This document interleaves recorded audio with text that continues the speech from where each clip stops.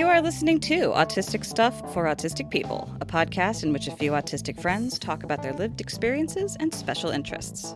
We are here to invite you into our world as autistic peers, sharing relatable conversations about life as autistic people. This podcast is for autistic people and anyone that lives with, works with, or loves an autistic person. I am Aradia. I am the creatively autistic coach, also the podcast producer for Fox and Raven Media.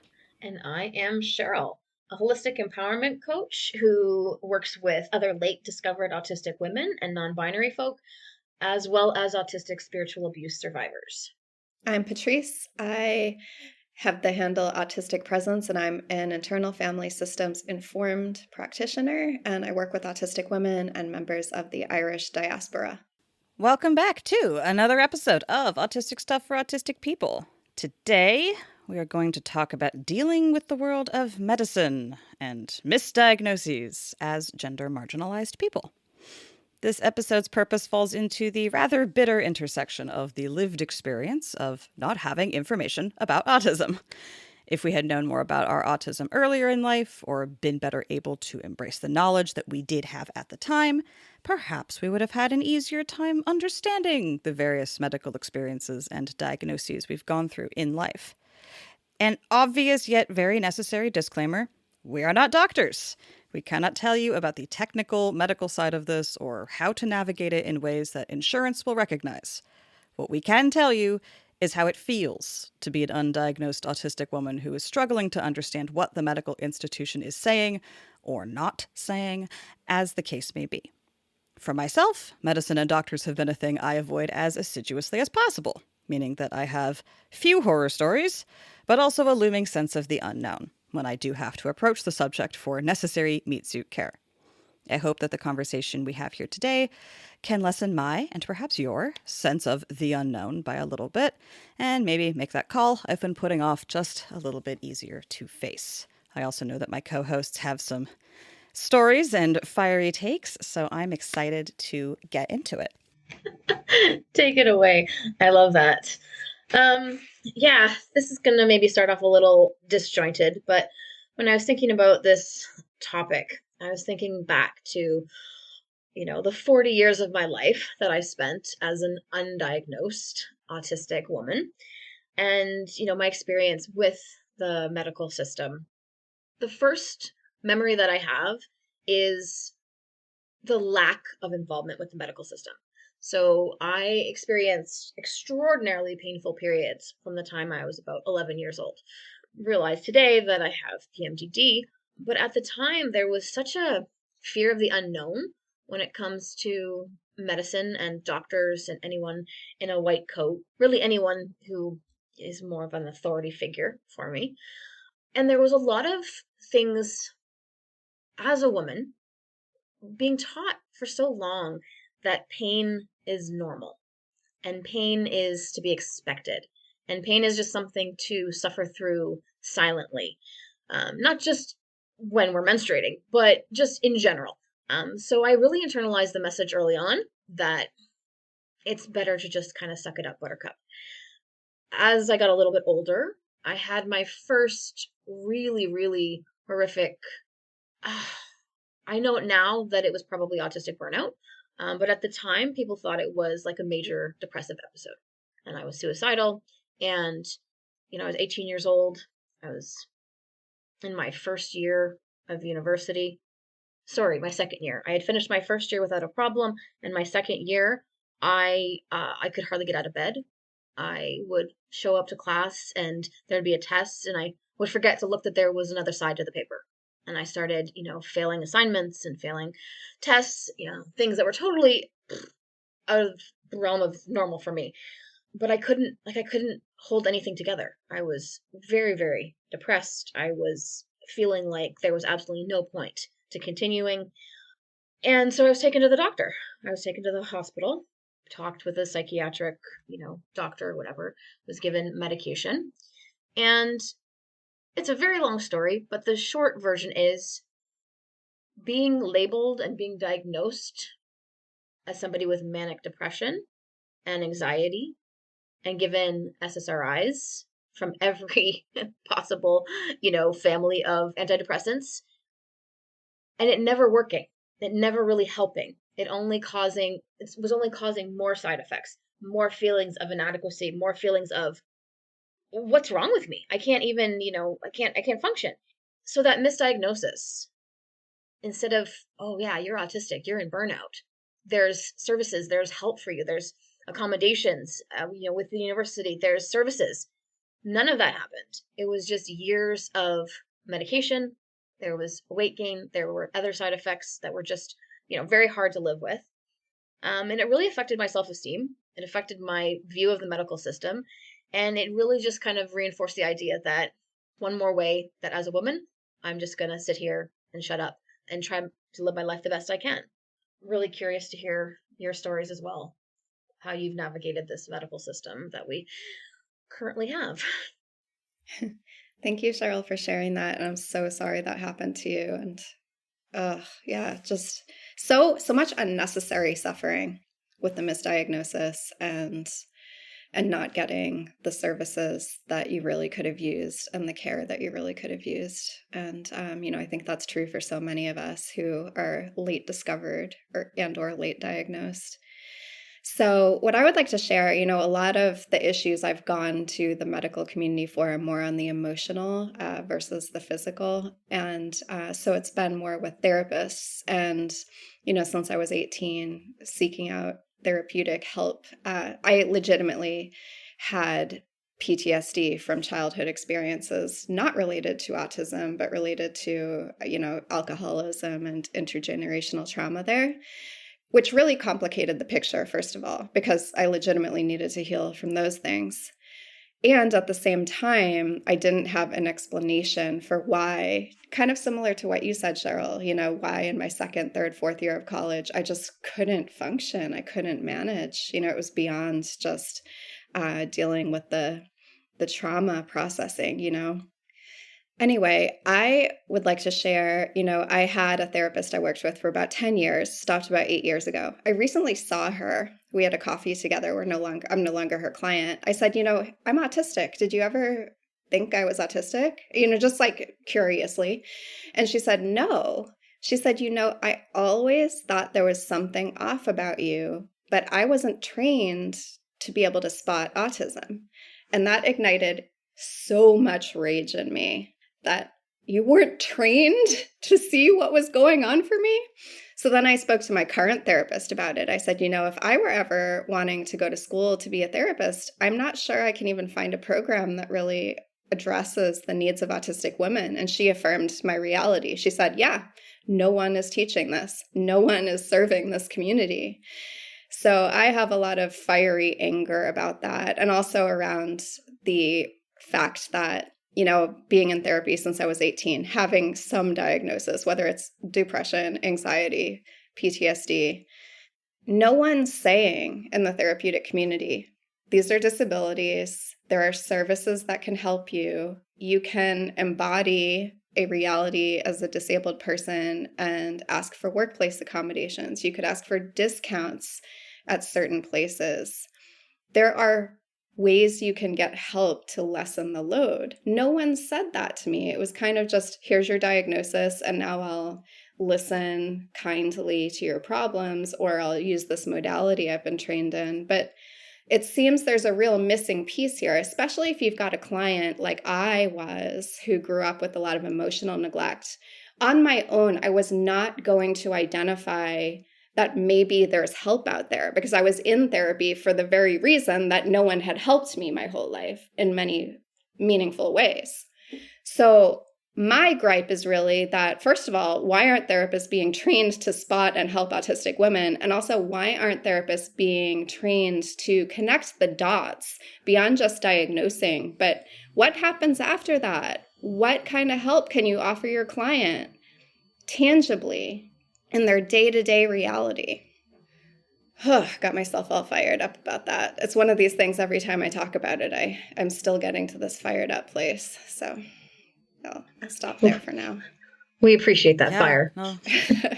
It's so real. It's so real. And thinking about what you two were talking about, like, I'm enough younger than both of you and enough earlier farther along in my journey from a younger age, however that maths.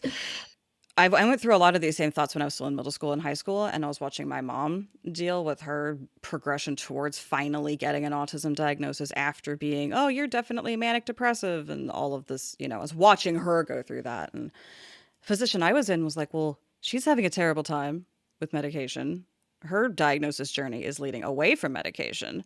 And everyone else in my world is anti-medication and anti-medical establishment and just ableist in the most lefty kind of way.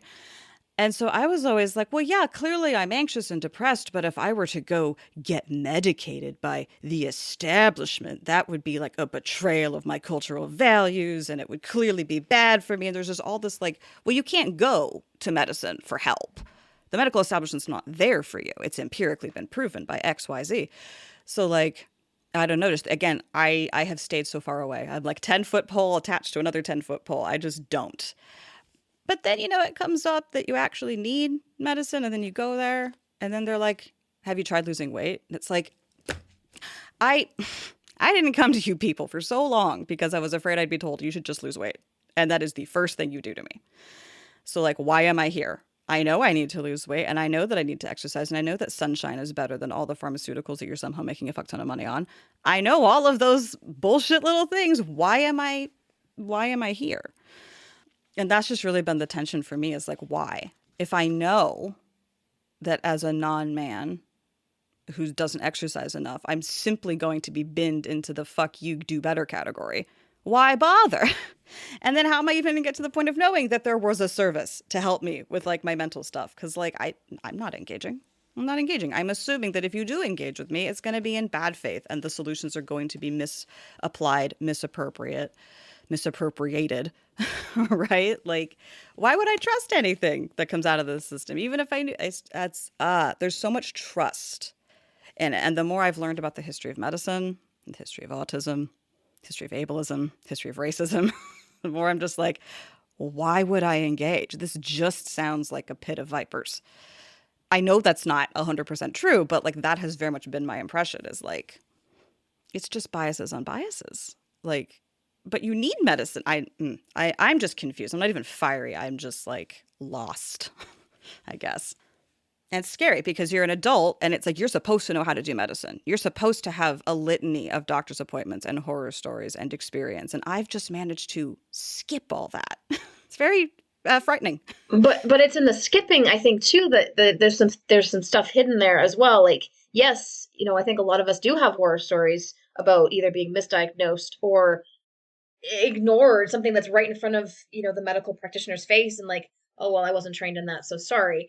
Not sorry. But also in the not accessing help, in the not accessing the medical system, there can be some trauma there as well, right? Like, why do I avoid going to the doctor?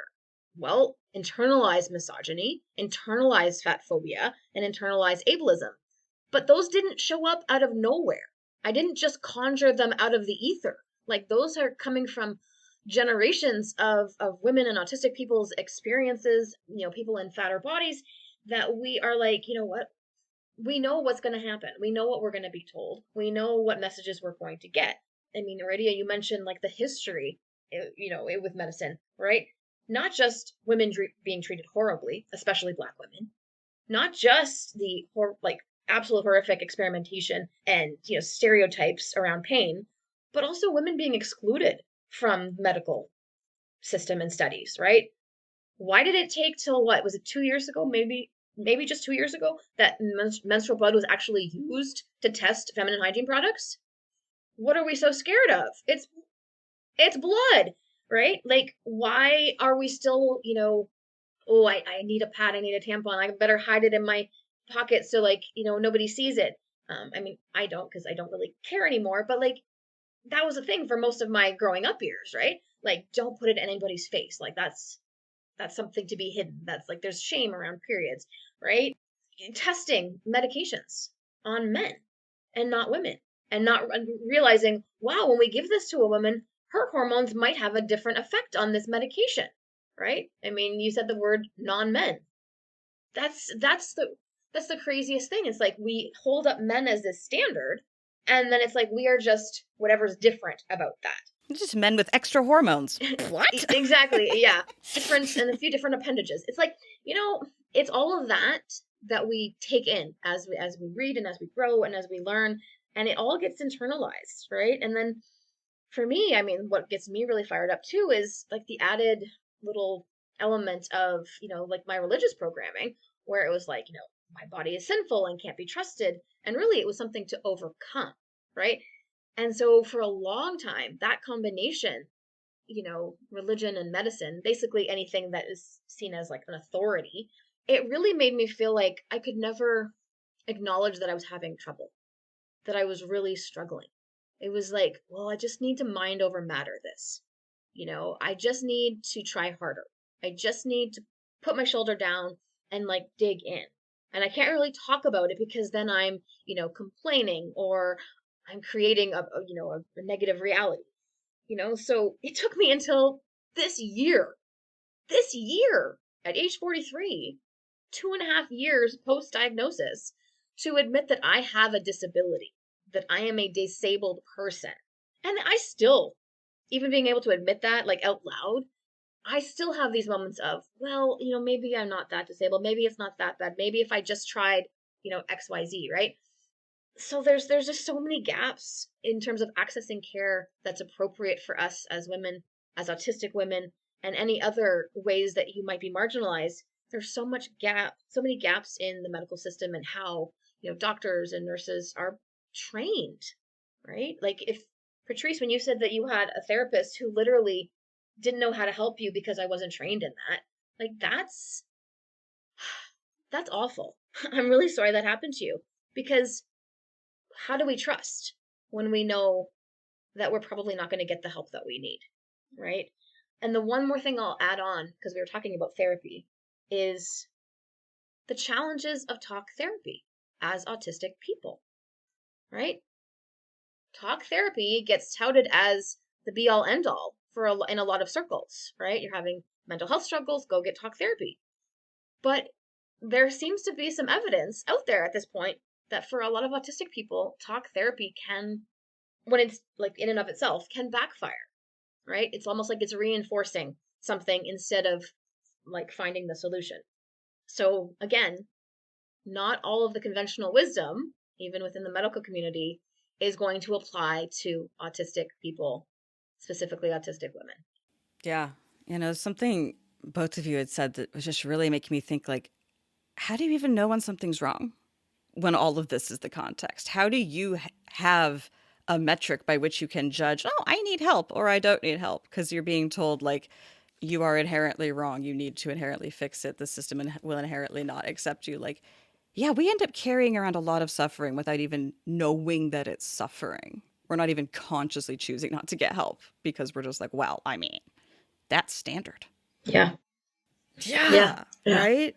Yeah. Yeah, and like the therapy thing, like what you were saying earlier, Patrice, about like, you needed some therapy for like the trauma, and then I had the same deal. I went through some therapy that did amazing things for helping me resolve all this childhood trauma and so on and so forth, somatic stuff, and then I get to the end and I'm like, there is 2/3 of my angst that has not been resolved yet. Like, great getting that 1/3 out of the way. I can see the other 2/3 better, but like, yeah, talk therapy did so much. And then fortunately that course also introduced somatic therapy, so I was able to pull that thread after. But yeah, talk therapy, when it's on the wrong tangent, it felt like a pitfall. It really, really did. It was very good for trauma and very bad for you're lost in your own head. Don't get more lost in your own head. That is not the solution. Yeah. And I should clarify one thing. When I say talk therapy, I'm not bashing it by any stretch of the imagination.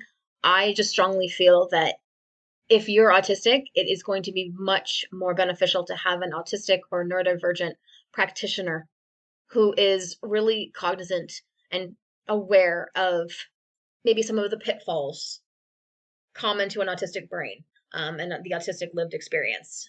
That's my main, I guess, takeaway from those therapy experiences, is that when you're working with somebody who is neurotypical and is not aware of autism in the slightest, there's a lot that can get reinforced that's harmful. And then we often walk away feeling like, oh, that didn't work, or we did something wrong, when really it might not have just been tailored to your particular needs as an autistic person. And two quick things that I will mention that have been percolating as I'm listening to you both. Sometimes what I find a bit of a struggle with the medical system is, especially when it applies to autism specifically, right? If we're looking at autism using the medical model, we really get pathologized. We really get the message very quickly that we are broken, right? And that doesn't negate the fact that we need help with many different things, from trauma to, possibly life skills to so many different things. But knowing that we need help and knowing that we have access to that help is not the same as internalizing the message that we are broken, right? Going back to that, women are non-men, right? Autistics are not just non-neurotypicals. We are unique, beautiful individuals with our own set of challenges and strengths and, all sorts of things, that get mixed together. Like, it is a spectrum, and we've talked about this before, right? We're not pretending that all of us, even amongst the autistic community, are having the same experience. We're not. So that's one thing, like that sense of feeling broken that really kind of gets packaged into the medical model, but also the blame on the individual that gets packed into the medical model, right? Oh, you're having this problem. Did you think about losing weight? Oh, you're not taking your medication every day. Oh, well, maybe you should just think more positively. And it's like, oh, wait, have we looked at the political system, the economic system, the structures itself that we find ourselves in that may be needing to change, that may need to transform, rather than just telling people to pull themselves up by their bootstraps, right? When a system is sick, right, it makes sense that a lot of people in that system are going to be suffering. And instead of putting the blame on the individual, it would be fantastic to start pushing for change. And many people are, but we have to keep beating that drum of the capitalist system that expects you to work, 70, 80 hours a week in order to just, be considered successful.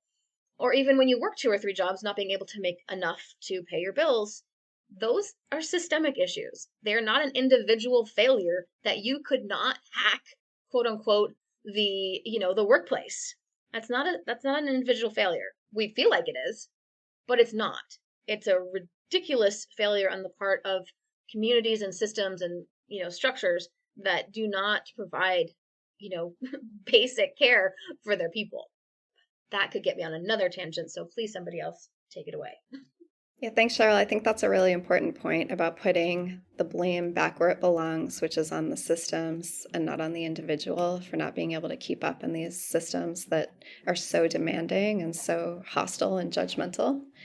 And I really liked what you said, too, about how there's real value in going to a neurodivergent practitioner. And first of all, that person would be able to better spot your neurodivergence, and then they wouldn't try to fix it. I think one of the pitfalls of if you were to see a neurotypical practitioner and they don't understand the overwhelm that you're constantly living in, that I constantly live in as an autistic person, it would be easy for that practitioner to say, oh, this is more trauma, let's get rid of it. But it's actually my nervous system is pretty much overwhelmed as a baseline because of the way we process information, and we struggle. Struggle's not the right word. We operate differently. We don't rule out non-essential sensory data that's entering our systems. And so my experience is that I really am at a baseline of overwhelm most of the time. And if I were seeing a neurotypical practitioner and they tried to solve for that, it's not going to work, and I'm going to feel more frustrated and more defeated and more misunderstood and more confused. But when I've worked with other neurodivergent practitioners, and actually my therapist is very understanding of my system too, and doesn't try to change that, but really validates the reality that the overwhelm is a baseline. And how can we now move forward accepting that that's the reality? How can we build a life to the best degree possible that doesn't make it worse, where we can create as many soothing structures, we can create as many calming relationships, we can create as few demands as possible. So it really changes the whole paradigm to work with someone who really understands what's going on for an autistic person. Yeah, I love what you're saying there because that's so like treating the root cause instead of the symptom, right? If you're really anxious, it's like, oh, we'll just take anti-anxiety meds. Make sure to do 5 minutes of meditation every morning. Like, you need to overcome your anxiety so that you can go to your 40 hours a week. And it's like, that's a symptom, but the root cause, right, is the nervous system needs an entirely different paradigm than 40 hours a week. I love that framing. I love it too. I love it too. And when you said, your nervous system, its baseline is overwhelmed.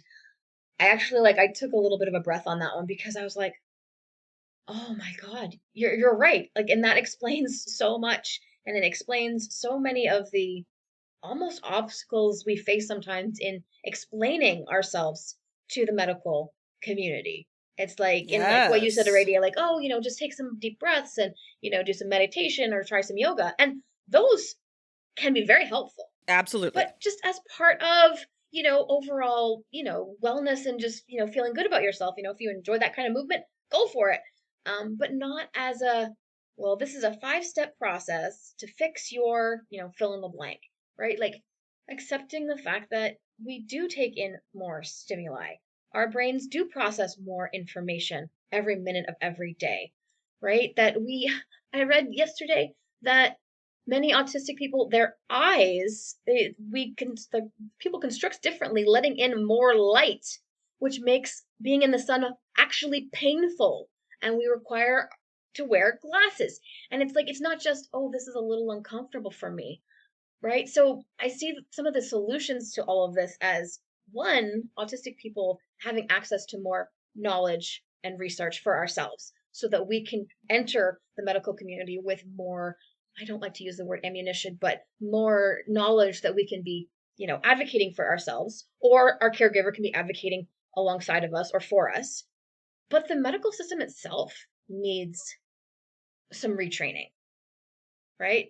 Understanding autism and all of the ways that it can show up on a spectrum, right? Beyond the stereotypes of, little boy with trains, but while it's still including the little boys with trains, right? So, I mean, the retraining of medical personnel, in med school about autism, but also the things that are often found alongside autism, right? When Patrice, when you said that, as soon as, you got your diagnosis, that it should be automatic what kind of services are available. Well, in my opinion, and I've talked to a lot of other people in the autistic community, it's there should be some things as soon as you are found to be autistic, there should be things that we are testing for. Do you have, mast cell activation syndrome? Do you have POTS? Do you have Ehlers-Danlos? Right? Do you have PMDD? Those are things that have been found to be so common amongst autistic people. It should be an automatic, right? So we need to start, revamping the diagnostic process to incorporate the lived experience of autism as well, right? We've talked about this before. Why is it that autism is always seen through the lens of how it affects other people instead of the actual lived experience of autistic people themselves, right? Bottom line, listen to us, right? Not just the people who are speaking. Listen to people who use assistive communication devices. Listen to, people from different walks of life, socioeconomic statuses, different colors of skin. We are all having a different autistic experience, but we are all autistic, and we would love to be acknowledged and listened to and incorporated into the treatment model instead of just being an afterthought of, well, I guess we'll get to you eventually. TLDR, the pathology paradigm sucks for everyone. So one thing on my mind I want to mention about anxiety medications, antidepressants, things like that.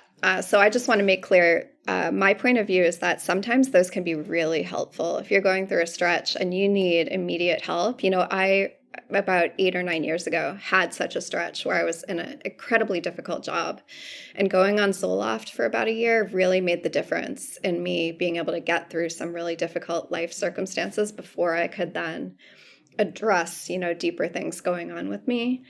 And right now I'm at a point in my life where I choose not to take an anti-anxiety medication because, in the internal family systems world, who's feeling anxiety? Well, it's a lot of my parts who are still struggling with living in this neurotypical world.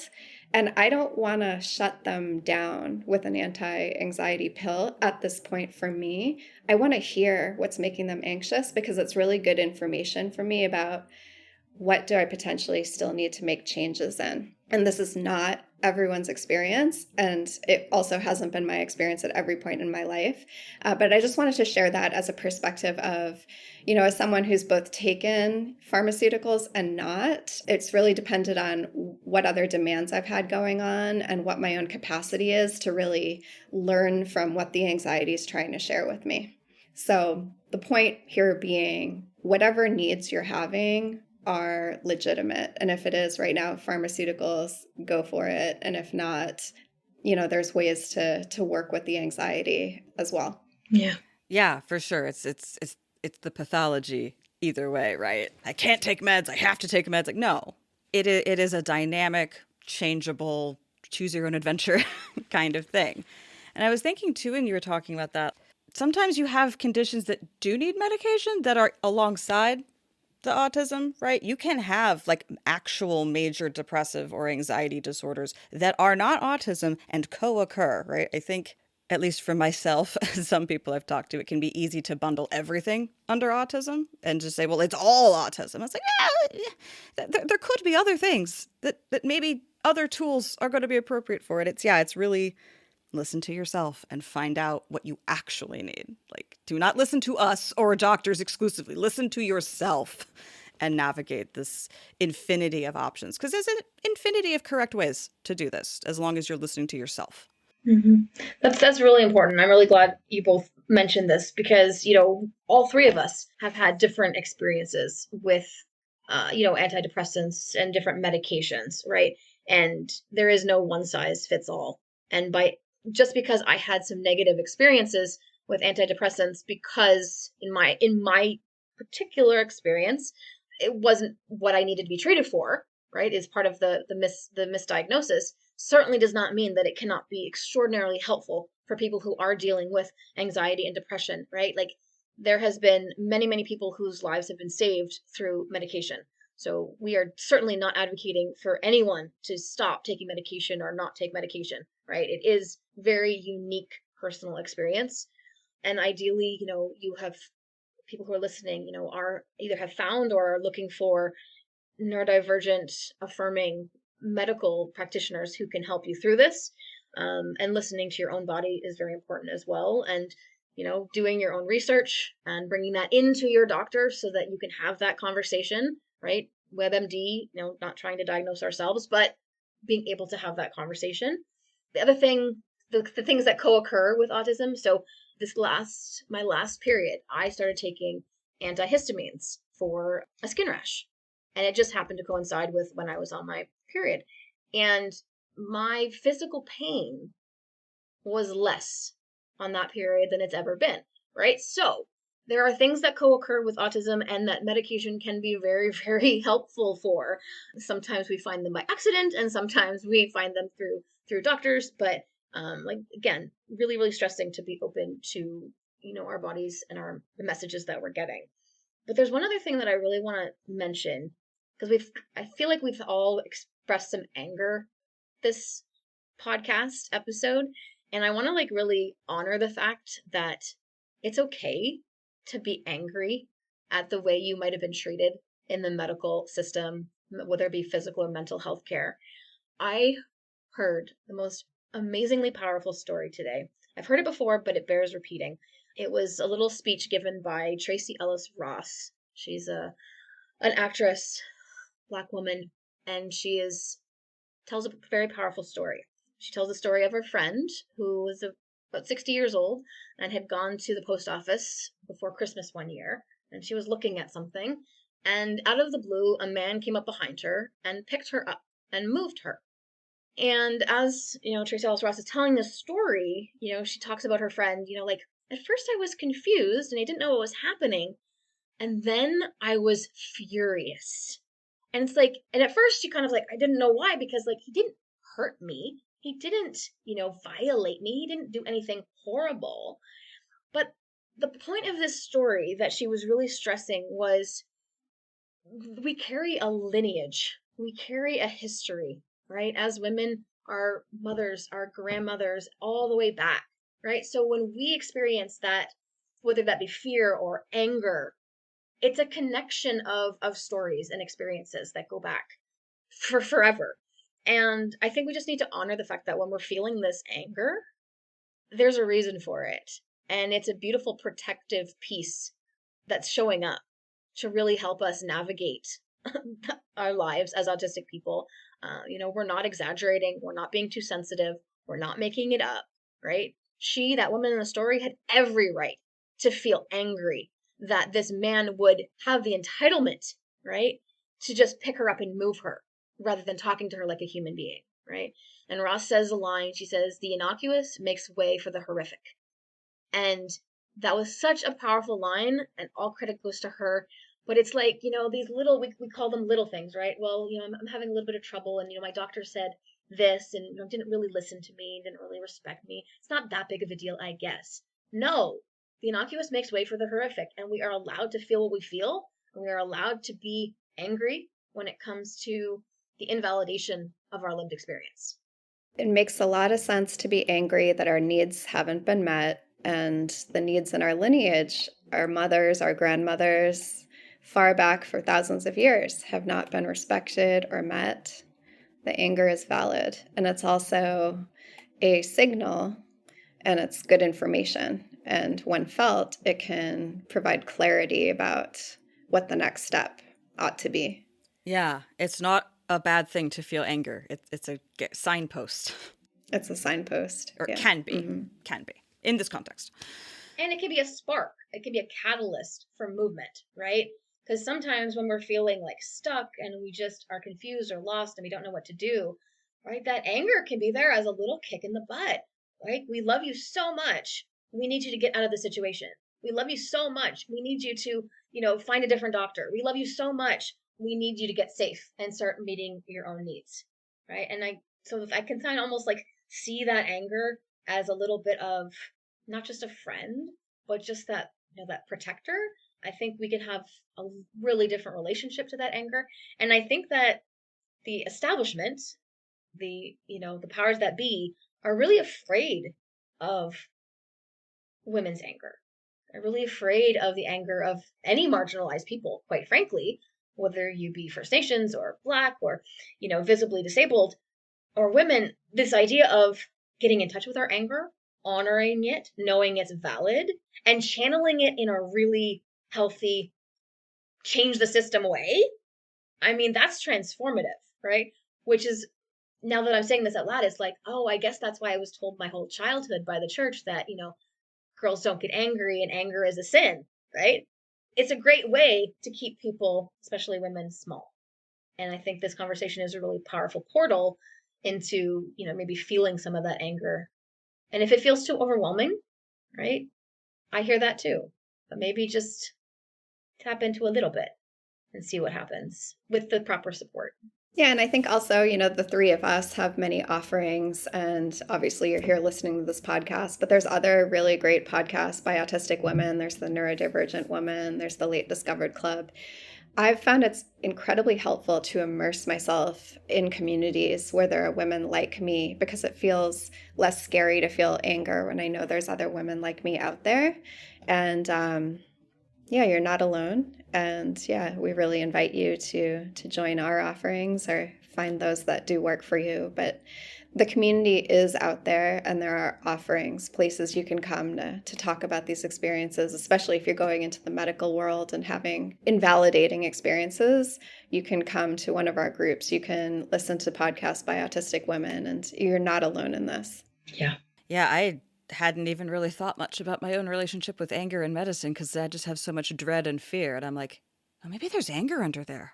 Oh, I need to go get a shovel. We got to stop this recording. I got to go process. I don't know. I feel like I'm just like, because I've just felt so stuck. And now I'm like, maybe anger is the key I've been just wandering past repeatedly. I'll check back in. Yeah, check back. But it's interesting. Like, in some levels, this topic kind of seems a little almost niche. Like, oh, are people going to really resonate? But on the other hand, it's like the medical system is really like the paradigm, the lens through which we view so much of our lived experiences, right? As disabled people, as women, as fat people, whatever, all the pieces of our identity, that is the way we, it influences the movies that are made and the TV shows. It influences, research studies and who gets the money and the grants. It influences how people talk about us. It influences if we're willing to even go to see a therapist or a doctor or not in the first place, right? And then you have so many people falling through the cracks and suffering needlessly. So, it's not niche at all. It's all encompassing, right? And it makes sense why, the anger might be popping up in different ways and going like, oh, you haven't seen me in a while, but guess what? I'm here to chat. And there we have it, a friendly and autistic discussion around being misdiagnosed, mistreated, and misunderstood while dealing with medical professionals.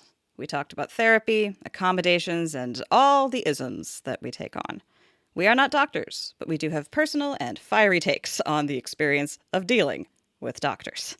As a reminder, we are all peer support coaches within the Autistic Peer Support Coaching Collective, offering a variety of free and paid intentionally autistic spaces. You can learn more and follow us at our website, autisticcoaches.com. You can support us by sharing the podcast with your friends, peers, and anyone who lives with, works with, or loves an autistic person. Thank you so much for listening to us talking about autistic stuff for autistic people. New episodes come out on the second and fourth Mondays of the month. Keep the conversation going on our Blue Sky feed, maybe, possibly, or send us constructive comments and feedback via an email address I've actually created, autisticstuffpodcast@gmail.com. Until next time, remember to put the blame where it truly belongs.